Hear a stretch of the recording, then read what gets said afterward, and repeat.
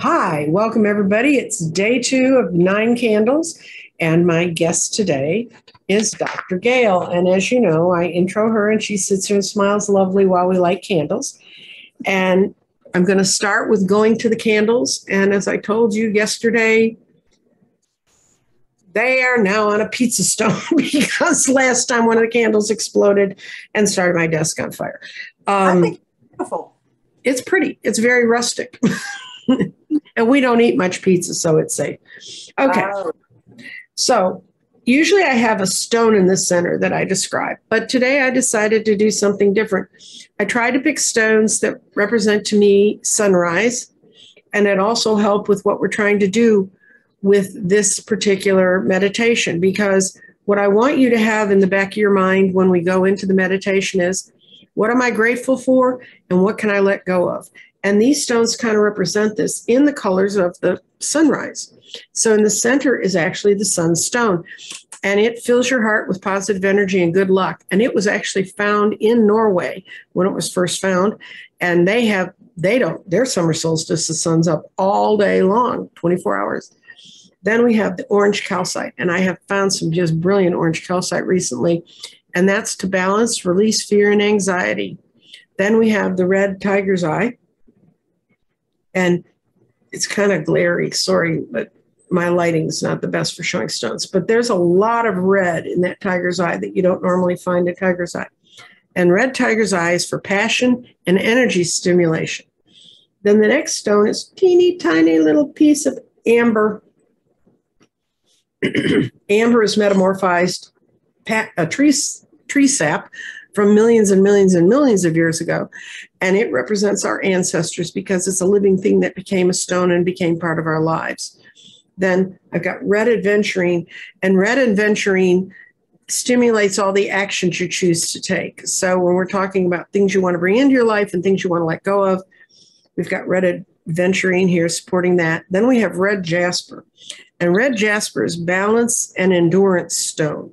And it's the stone that magicians, shamans, and other people who work with the earth elements use. That's part of, for most of them, it's part of some sort of stones that they use for that. And then we have a carnelian. Now that carnelian's a little bit lighter. Carnelians can go from a kind of deep orange to a dark red. And that's sort of in the mid-range in the oranges. But it has the power of confidence by grounding you. So all those stones together, the energy of all those stones bring in balance, passion, drawing from your ancestors, how to take action, endurance, and power and grounding. And I think that's really important with what we're going to do. Now, the next thing we're going to do is I want everybody to get calm. We're going to do 6 deep breaths to contemplate the thing you are most grateful for and the thing you can let go. So we're going to draw a deep breath in. Breath 1 in, then slowly exhale through your mouth. That's 1 breath. We're going to do that 5 more times. Breath 2. Breath 3. Breath 4. Breath 5. Breath 6. And now, we are lighting these candles to acknowledge our gratitude for this day, for the growing light, and for whatever you've chosen. And we also want to surrender this idea, thought, or word, or deed to this era of change to prove that we no longer need it, we can let it go.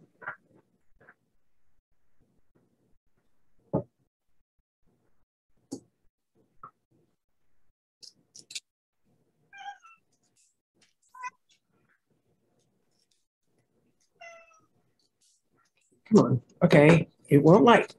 I'm going to do it with a match. Before this, the first ceremony I did with this, I couldn't get the matches to light, so I got the automatic lighter. Now I can't get the automatic. Whoa, okay.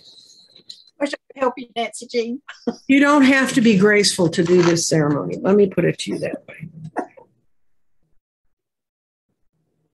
At least you only had two to light. Right. Okay. Now, we welcome the coming of the new light. We will use the upgrade of photonic energy to grow and expand our consciousness. May your energies be utilized to the greatest good of all. And with that, the candles are lit. We're ready to go with Dr. Gail. And Dr. Gail is a starseed healer. And I'm going to let her explain what she does, but I'm going to read you a paragraph. This was literally in my horoscope today.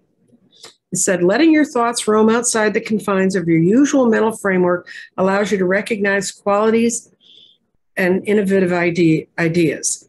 Rather than rejecting unfamiliar, seemingly wild notions, out-of-the-box thinkers embrace their thoughts and are willing to try almost anything. This kind of creative thinking requires you to expand the boundaries of your mind. You will be more apt to accept non-traditional answers than traditional. And when Dr. Gail explains what she does, you'll understand what that paragraph was about. Thanks for joining us, everybody.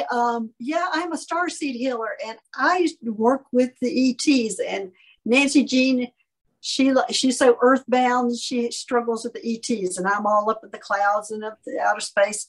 But and I know how crazy it sounds that what I do, I'm very aware. And when I step outside of my body and look at it, I think, wow, what is she doing? But I work directly with the ETs. And at this point in time, I'm actually a surgeon on a spaceship. And it allows me to use that equipment to help people through some issues that they might have. I take out negative implants, get rid of negative entities, and I walk somebody through opening up their chakras. I balance their chemistry, their hormones, and it allows them, when they're stuck in a spot, to move on. So usually I am referred from another practitioner like Nancy Jean or somebody, tarot card reader or anybody, somebody who is not moving on and they can't get past a block. Well, I go in and get rid of that block and send them back to that person, and then they can work with them and they can move up to the next level. And it is part of the ascension process that I am a part of. And I have such access to the equipment to help people with these issues. Also, I can walk you through any of your ET experiences. I am a safe place to talk about that because so many people keep it within them and are scared to talk to people because they're going to sound crazy. Well, you can talk to me about all those experiences and I can explain to you what's happening, and I can tell you, why this is happening and maybe which ET you're associated with. A lot of times it is your star family. So I'm able to walk you through these, and I am the safe place to talk about all those kind of crazy ET issues. And yeah, that's basically what I do at this point in time. Now, I have just moved to Mount Shasta, where I'm here to help. Supposedly, I haven't got full details about that, with the healing of the sacral chakra. The root chakra of the world. And this is a new for me. I've been here about a week, and I'm meeting all sorts of new people. And yesterday was a profound moment when I met somebody who is actually a illuminated life coach. His name is Richard. And he was talking to me about being present in the moment for 15 seconds of your dream. And this was big for me because I'm looking for an apartment, a new car. I mean, my journey is coming across the country. I hit a deer, totaled my car, got here, and need an apartment. It's tough to find one around here, or a house, something for pets, because I have a dog and a cat.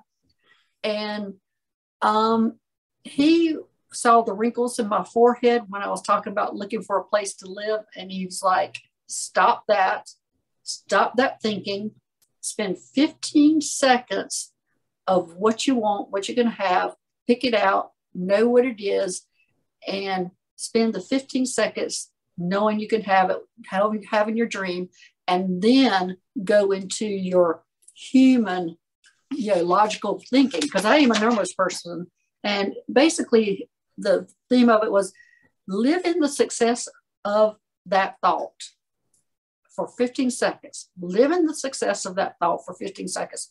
And so he was just saying, just pick it out, whatever it is. Think about that for 15 seconds, the success of it. And then after that 15 seconds, go into the numbers game and see if you can afford it or you could do it or whatever. And I thought that was pretty profound. And I'm meeting a lot of different people at Mount Shasta, and they are not looking at me like I'm crazy. I couldn't do that in South Carolina. So, yeah, in South Carolina, I just stayed in my little house. And I mean, there's a few people that knew about what I did. And but here it seems to be very accepted. So I'm not the craziest one on the block. But anyway, I'm here for anybody who is having any issues with ETs or negative entities or can't seem to get past a point of they're moving up in their ascension process. I'm here for you. And you can talk to me about any of those crazy ET or alien experiences that you're having. And I can attest to her skills. And like I said, when I first was introduced to her, I was like, she what? I mean, yeah, I read cards and make things out of stones at work. And I'm like, that's strange. I should be less judgmental. But I did suggest a friend of mine who had some serious problems. He talked with Dr. Gail. And the first time we set up an appointment for him to talk to her, he dived out by deciding he was ill. And he called me up, I can't breathe, I'm horrible. And I was like, okay. So I called her and she said, oh yeah, they do that. When they're trying to get rid of these entities, this happens, the entities take over. So she did a sneak attack. She called him one night and said, are we ready to go tomorrow morning? And he was like, yeah. And she was actually just connecting with him then. And I'm going to tell the whole story, but I called him the next day to see how he was feeling and he said, I'm not really sure. And I could tell in that one statement when he said it that he had changed. And he has changed completely for the better. She's worked with one other friend of mine who's one of my oldest and dearest friends. And he had an image that haunted him all of his life. And she got in there. And yes, he'd seen a car accident and he didn't stop because he and his friends had been smoking dope and they didn't want to get arrested. So they drove on. And he always felt like he was responsible for that man's death. And can you tell the rest of that story? I mean, we're not telling anybody's names, but I think it's fascinating. Well, yeah. I can tell a little bit. I hate to tell the details of somebody's personal story on at present, but basically, the person who passed away thanked him for letting them go, because if he had rescued them, he would have spent a whole life in misery, pain, or he would have only lasted a week. I think it's what it was. If I remember, I can't quite remember the details because I'm usually just the channel comes in and through and gives the information. But I do remember that guy thanking him for his actions and not stopping to do. And then he was saying, there's nothing you could have done. I would have died anyway, but I would have had a miserable time dying except for then I just went away. It's basically what happened. So it released him from any of that guilt that he was having. Yeah. And my friend was racked with guilt. He'd get to a certain point in his life and then he'd let everything fall apart again, except not in complete desolation, but he really came to terms with that. And I cannot tell you, I've known this guy for 39 years. And he is a completely changed person. So I'm not saying Dr. Gail could change you. And if you're really lucky, I said, gee, Dr. Gail, can you come work on me? And she said, there's nothing to work on you. You are what you are. Well, I'm stuck with it, guys. So. Well, let me say about my background, because some of your viewers might not know, because what place I'm coming from and what I'm doing is that I am a nurse. I worked in the operating room for years. I worked in neurosurgery, heart surgery, and then I went back to school and became a chiropractor. And then after all that, I had to retire to take care of my dad who had dementia. So I've been in the health industry all my life. And then when my dad passed away, there was nothing in my life. We went in COVID, I started meditating, and all of a sudden I had my spiritual awakening. And I am coming from this background of science, nursing, chiropractor. I really thought I had a brain tumor, and I kept going to my friend going, I've got a brain tumor. Something's wrong with me. I need an MRI. And then finally I accepted it all and went, if this is a brain tumor, I can't think of a better way to go. And I was meeting a different ET or alien race like once every few days, and they kept introducing them to me, and I kept running to my friend Meg going, what is going on here? But she kept telling me what they were and kept telling me I was okay, that she knew me and I was okay. And she helped me through that whole experience. And today this is what I'm doing. And I know there's a lot more for me because I'm in Mount Shasta for a reason. I moved all the way across the country for the ETs to work with them here. And that was a big leap of faith for me. And but I finally came to the terms of why not? I'm going to stay in South Carolina. Why not have this adventure? So here I am. I've been here a week now, and meeting all these great people. So, but anyway. And if you want to meet Dr. Gail or get in contact with her, I'm going to have all of her contact information in the description below. And if you would please go to her, your channel is called Skywalking with Moon. And that is Skywalking with Moon. And my latest videos are more inspirational and carpooling. My earlier videos are talking about all about my meeting the ETs and going on rescue missions. I started rescuing them from the Area 51 type places, and then how I'm now on working on the spaceship, and I have access of using the equipment to help people, which is so far advanced than what I was using in the operating room. I am a neurosurgeon on the spaceship, and I have just incredible equipment that looks kind of like what I used here on Earth, but it is so much better and so far advanced because we use a lot of color therapy, vibrational therapy, and a lot of chakra work. So it's so different and so far advanced, but I have access to all that equipment. And now you know why I said you got to kind of open parts of your mind to follow this. But, I've seen the real world consequences of Dr. Gail's existence here with us. So please go support her channel, Skywalking with Moon. And Moon was your dog, and it came back to you and told you this is what you're supposed to do. Right. Moon is my dog. She was my white German Shepherd. And she was here and experiencing me, meeting all the different ETs. And she started astral traveling with me. And then she developed cancer and passed away. Well, it was super traumatic for me. But she came back in another form. She is a shapeshifter. And she came back. She shows up as a dog. And she's more important on the other side of me, as she is my protector, my pilot on my spaceship. That's still sounding crazy, but I do have a spaceship. And she is everything. Oh, and she just stays with me. She stays with me like she did here on Earth. She's like my right-hand person up there. She's got a more important role now. And she does switch to human, a Wookiee, and a dog. She switches. Those are the three forms I see her in. Well, I told you guys, but it's really important that we open our mind to everything, because I've spoken to Dr. Gail at times about things I've seen, because I'm so earthbound, and because I have to be to work with the rocks and the stones, and she is so in her other, but she goes back and forth and she understands all of us. So I would like you to invest some time in watching her shows. And she's going to be doing I already know she's going to be doing some fascinating work in Shasta. And I've done a lot of shows on earth energies, and that is the root chakra of the earth. And it has to be in alignment. If you follow Rory Duff, which is, as a good friend of mine said, that's the ultimate rabbit hole you go into, any of Rory Duff's stuff.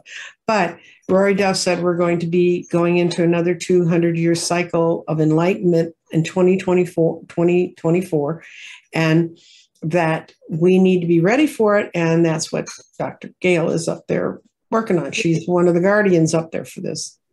Right. And the very first day I was here, they put me to work already. They said, I was able to, I arrived and they said, you get 2 hours rest and then you need to go up to the mountain. I was like, get any rest. But yeah, so I had to go up to the mountain, and were showing me where the meeting place was. I haven't had a meeting there, and then they told me that I would be working at night the first 2 nights there. So that happened, and nothing else since then. But I've been meeting people. Like I think it was significant to me about meeting this guy yesterday at the dog park. Mm-hmm. I think, and even when I was coming to Mount Shasta, I was talking to Nancy Jean, and she was my last person that I talked to. And I think I said to you, I see the sign of Mount Shasta. But on the way from starting, I think it was Reno, Nevada. Was it Reno? Yeah. Isn't it Susan something? Isn't that little town? Yeah. Susanville was the last time I talked to you. But before I got there, they were saying, we're opening your knowledge. We're opening your knowledge. And they were saying it about 20 minutes. And they said it even when I was talking to Nancy Jean, they were saying it. And I'm going, oh, I don't feel any different. The opening my knowledge was this. And then I talked to her. She was the last person I had a full conversation with. And then I was going all in the mountains and everything. And then they finally said, your knowledge is opened. And I just don't feel any different. My knowledge is open. And then I had Susie call me, Susie Indigo. Y'all see her in the chat probably. And she was calling me, and our conversation was shut down in the middle. So I couldn't, at that time, couldn't talk to anybody. I could text, but I couldn't talk. But then they were giving me my job duty was I was going to rest 2 hours, then go up to the mountain. And I did that. And they gave me, there were 6 hours where I couldn't talk on the phone with anybody. And they told me it was my incubation time. And so that all happened. Anyway, apparently I have some knowledge that was incubated, but I don't know what it is yet. So I'm anxious to find out what that's going to be. No, I love talking to Dr. Gail because when I talk to her, the ringing in my ears goes away. Oh, it does? Yes. Oh. Yes. I finally figured out, I thought, oh, I'm having a great day. And then I'll be like 45 minutes out of a conversation with you. And that little rippling creak that goes in the back of my head all the time kicks back in. So I love talking to Dr. Gail. But I'm going to let her go because she's got places to go and people to see. And she's in a teeny tiny town that doesn't even have a laundromat. So she's got that for the day. But this is a whole different way of living for me. Mm-hmm. Yeah, because she was on the East Coast on the ocean, and now she's on the West Coast on a mountain. Right. So you got everything covered. I want to thank everyone who came. We're going to do the last thing, which is to blow out the candles. And when I blow out this last candle, then we are done. Remember, the first candle was about what you're grateful for today. The second candle is what you're letting go of. And I look forward to seeing you tomorrow at the same time. And you have a good day. Say goodbye, Dr. Gail. Thank you. Bye-bye.